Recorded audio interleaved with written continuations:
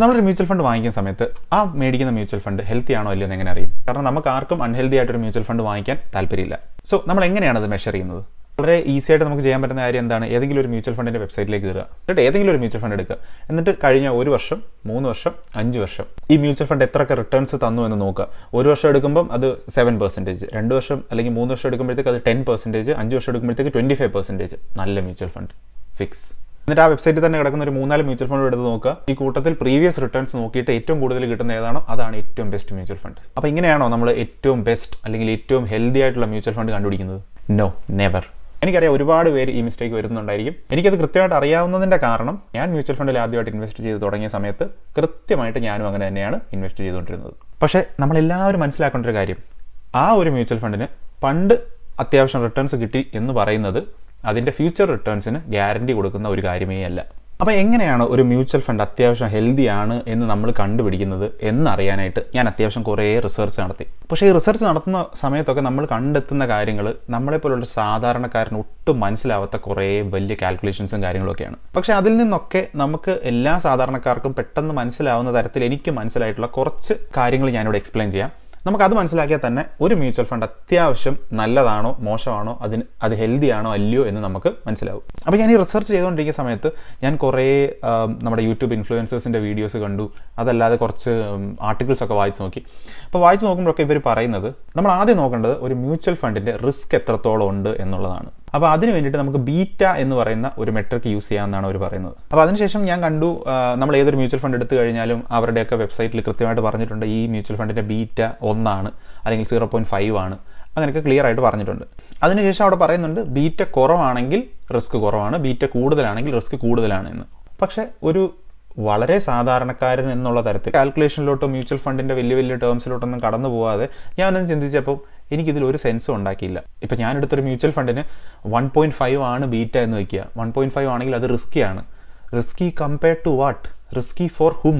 ആർക്ക്? എനിക്ക് റിസ്ക് ആണോ നിങ്ങൾക്ക് റിസ്ക് ആണോ? ഇത് 1.5 ഇട്ട് കഴിഞ്ഞാൽ അപ്പോൾ എല്ലാവർക്കും റിസ്കി ആണെന്നാണോ അതിൻ്റെ അർത്ഥം? എനിക്ക് അതിൽ ഒട്ടും സെൻസ് ഉണ്ടാക്കുന്നതായിട്ട് തോന്നിയില്ല.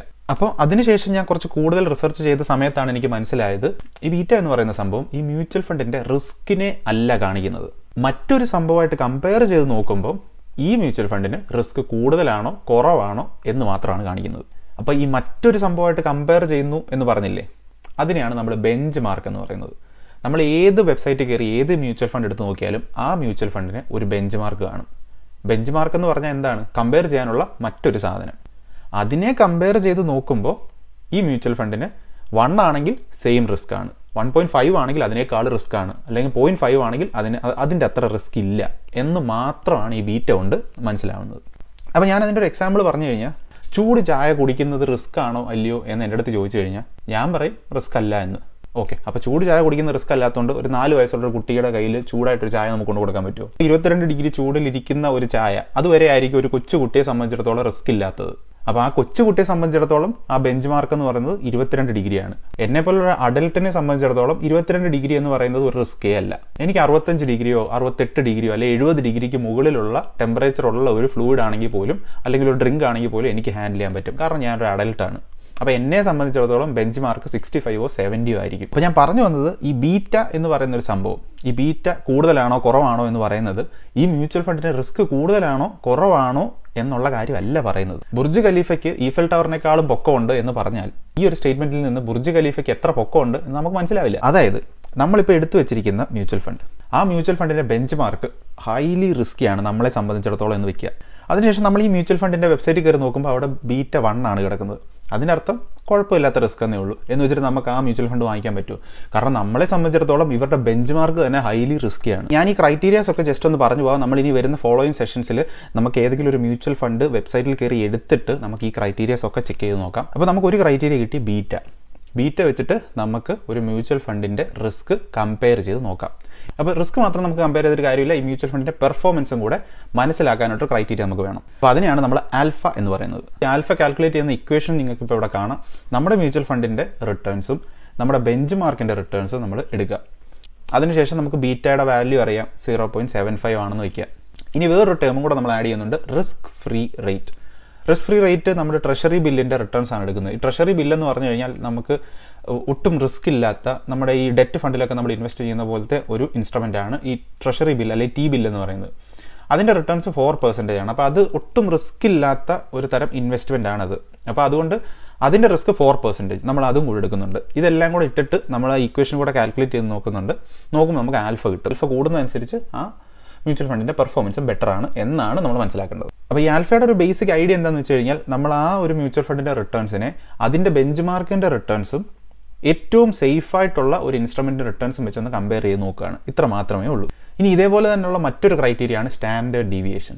ഈ സ്റ്റാൻഡേർഡ് ഡീവിയേഷനും ഈ മ്യൂച്വൽ ഫണ്ടിൻ്റെ റിസ്കിനെയാണ് നമുക്ക് കാണിച്ചു തരുന്നത്. ഈ സ്റ്റാൻഡേർഡ് ഡീവിയേഷൻ ഹൈ ആണെങ്കിൽ ആ മ്യൂച്വൽ ഫണ്ട് അത്യാവശ്യം റിസ്കിയുമാണ്, വോളട്ടൈലുമാണ് എന്നാണ് പറയുന്നത്. ഈ വോളട്ടൈൽ എന്ന് പറഞ്ഞാൽ എന്താണ്? മ്യൂച്വൽ ഫണ്ടിൻ്റെ വില പെട്ടെന്ന് മുകളിലോട്ടും പെട്ടെന്ന് താഴോട്ടും ഒക്കെ വരും, സ്റ്റേബിൾ ആയിട്ട് നിൽക്കില്ല എന്നാണ് അതിൻ്റെ അർത്ഥം. അതായത് സ്റ്റാൻഡേർഡ് ഡീവിയേഷൻ കൂടുതലാണെങ്കിൽ. ഇനി മറ്റൊരു ഇൻട്രസ്റ്റിംഗ് ആയിട്ടുള്ള ക്രൈറ്റീരിയയാണ് ഷാർപ്പ് റേഷ്യോ. ഈ ഷാർപ്പ് റേഷ്യോ എന്താണെന്ന് വെച്ച് കഴിഞ്ഞാൽ ഓരോ മ്യൂച്വൽ ഫണ്ടും നമ്മൾ എടുക്കുന്ന റിസ്കിനനുസരിച്ച് എത്രത്തോളം റിട്ടേൺസ് നമുക്ക് തരുന്നുണ്ട് എന്നൊരു സംഭവം കാൽക്കുലേറ്റ് ചെയ്യാനായിട്ടാണ് നമ്മൾ ഷാർപ്പ് റേഷ്യോ ഉപയോഗിക്കുന്നത്. ഇത് ശരിക്കും പറഞ്ഞാൽ എനിക്ക് തോന്നി നമുക്ക് വളരെ ഹെൽപ്ഫുൾ ആയിരിക്കും. ഫോർ എക്സാമ്പിൾ, ഞാനിപ്പം ഒരു mutual fund A, mutual fund B ഉണ്ട്. മ്യൂച്വൽ ഫണ്ട് എ ഹൈലി റിസ്കിയാണ് എന്നെ സംബന്ധിച്ചിടത്തോളം. അത് ഞാൻ ഇൻവെസ്റ്റ് ചെയ്ത് എനിക്ക് ഒരു വർഷം കഴിഞ്ഞപ്പോൾ 10% റിട്ടേൺസ് കിട്ടിയെന്ന് നോക്കിയാൽ. പക്ഷേ മ്യൂച്വൽ ഫണ്ട് ബി എന്ന് പറയുന്ന മറ്റൊരു മ്യൂച്വൽ ഫണ്ട് ഉണ്ട്. എന്നെ സംബന്ധിച്ചിടത്തോളം അതൊരു മീഡിയം റിസ്കി ആയിട്ടുള്ള ഒരു മ്യൂച്വൽ ഫണ്ടാണെന്ന് വെക്കാം. അതിൽ ഞാൻ ഇൻവെസ്റ്റ് ചെയ്ത് കഴിഞ്ഞാൽ എനിക്ക് ഒരു വർഷം കഴിയുമ്പോൾ 9% റിട്ടേൺസ് കിട്ടി എന്ന് വെക്കുക. മ്യൂച്വൽ ഫണ്ട് എ 10% റിട്ടേൺസ് തന്നതുകൊണ്ട് മ്യൂച്വൽ ഫണ്ട് എ ആണ് നല്ലത് എന്ന് എനിക്ക് പറയാൻ പറ്റില്ല. കാരണം ഞാൻ അത്രയും റിസ്ക് എടുത്തിട്ട് പോലും എനിക്ക് 1% എക്സ്ട്രാ റിട്ടേൺസ് മാത്രമാണ് കിട്ടിയത്. ഷാർപ്പ് റേഷ്യോയുടെ ഈക്വേഷൻ വെച്ചിട്ട് നമ്മൾ കാൽക്കുലേറ്റ് ചെയ്ത് നോക്കുമ്പോൾ എന്താ നമുക്ക് മനസ്സിലാവുന്നത്? നമ്മൾ എടുക്കുന്ന റിസ്കിന് കറസ്പോണ്ടിങ് ആയിട്ടുള്ള റിട്ടേൺസ് നമുക്ക് കിട്ടുന്നുണ്ടോ, ഒരു റിസ്ക്കും റിട്ടേൺസും തമ്മിലുള്ള ബാലൻസ് കറക്റ്റ് ആണോ എന്ന് മനസ്സിലാക്കി തരാനായിട്ടാണ് നമുക്ക് ഷാർപ്പ് റേഷ്യോ ഉള്ളത്. ഇനി നമ്മൾ മനസ്സിലാക്കേണ്ട കാര്യം, ഈ ഷാർപ്പ് റേഷ്യോ എന്ന് പറയുന്നത് ഇക്വിറ്റി ഫണ്ടിന് മാത്രമാണ് ആപ്ലിക്കബിൾ. ഡെറ്റ് ഫണ്ടിൽ ഷാർപ്പ് റേഷ്യോ അപ്ലൈ ചെയ്യരുത്. അതിൻ്റെ കാരണം, ഡെറ്റ് ഫണ്ട് എന്ന് പറയുമ്പോൾ നടപ്പത്രങ്ങളും അങ്ങനത്തെ കാര്യങ്ങളൊക്കെയാണ്. അപ്പോൾ അതിൽ ഈ ഡിഫോൾട്ട് എന്ന് പറയുന്ന റിസ്ക് ഉണ്ട്. ഈ ഡിഫോൾട്ട് റിസ്ക് ഒരിക്കലും ഈ ഷാർപ്പ് റേഷ്യോയിൽ കണക്കാക്കുന്നില്ല. നമ്മൾ ഇക്വിറ്റി ഫണ്ടിൽ മാത്രമാണ് ഇത് കണക്കാക്കുന്നത്. ഞാനിപ്പോൾ പറഞ്ഞ കാര്യം നിങ്ങൾക്ക് മനസ്സിലായില്ലെങ്കിൽ ഇത്രമാത്രം മനസ്സിലാക്കിയിരുന്നാൽ മതി. മ്യൂച്വൽ ഫണ്ട് നിങ്ങൾ വാങ്ങിക്കുന്ന സമയത്ത് അത് ഇക്വിറ്റി, അതായത് കമ്പനിയുടെ ഷെയർസിലും സ്റ്റോക്സിലും ഒക്കെ ഇൻവെസ്റ്റ് ചെയ്യുന്ന മ്യൂച്വൽ ഫണ്ട് ആണെങ്കിൽ മാത്രമേ ഈ ഷാർപ്പ് റേഷ്യോ അപ്ലൈ ചെയ്യുള്ളൂ. അതല്ലാതെ നമ്മുടെ ട്രഷറി ബിൽസിലോ അല്ലെങ്കിൽ നമ്മുടെ ഗവൺമെൻറ് ബോൺസിലോ പ്രൈവറ്റ് ബോൺസിലോ ഒന്നും ആപ്ലിക്കബിൾ അല്ല.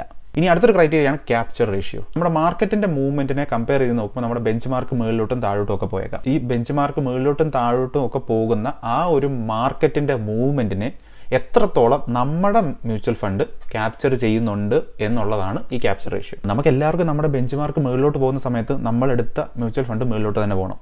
പക്ഷേ നമ്മുടെ ബെഞ്ച് മാർക്ക് താഴോട്ട് പോകുന്ന സമയത്ത് നമ്മൾ എടുത്ത മ്യൂച്വൽ ഫണ്ട് താഴോട്ട് പോകാൻ പാടില്ല. അങ്ങനെയാണ് നമുക്ക് എല്ലാവർക്കും താല്പര്യമുള്ളത്. അപ്പോൾ ഈ ക്യാപ്ചർ റേഷ്യോയിൽ കൃത്യമായിട്ട് നമുക്ക് കാണാൻ പറ്റും, നമ്മുടെ ബെഞ്ച് മാർക്ക് 100% മുകളിലോട്ട് പോയി കഴിഞ്ഞാൽ നമ്മുടെ മ്യൂച്വൽ ഫണ്ട് ചിലപ്പോൾ 100% മുകളിലോട്ട് പോകും. പക്ഷേ താഴോട്ട് കുറച്ച് വന്നു കഴിഞ്ഞാൽ അതിൻ്റെ 10% മാത്രമേ ഇത് താഴോട്ട് വരാറുള്ളൂ എന്ന് പറഞ്ഞാൽ അത് വളരെ നല്ല ഒരു മ്യൂച്വൽ ഫണ്ടാണ്.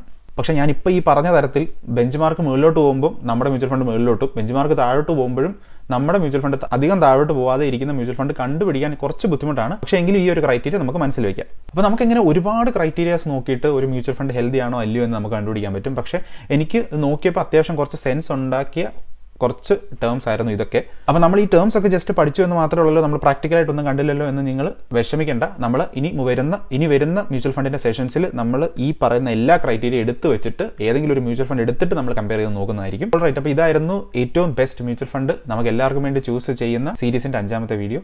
ഇതിന് മുമ്പുള്ള വീഡിയോയും ഇനി ഇറങ്ങാൻ പോകുന്ന എല്ലാ വീഡിയോസും കണ്ട് മ്യൂച്വൽ ഫണ്ടിനെ പറ്റി നല്ല അറിവുണ്ടാക്കി കൂടുതൽ കാര്യങ്ങൾ നിങ്ങളുടെ കയ്യിൽ നിന്നും റിസർച്ച് ചെയ്ത് ഇൻവെസ്റ്റ് ചെയ്ത് മുമ്പോട്ട് പോകാൻ ശ്രമിക്കുക.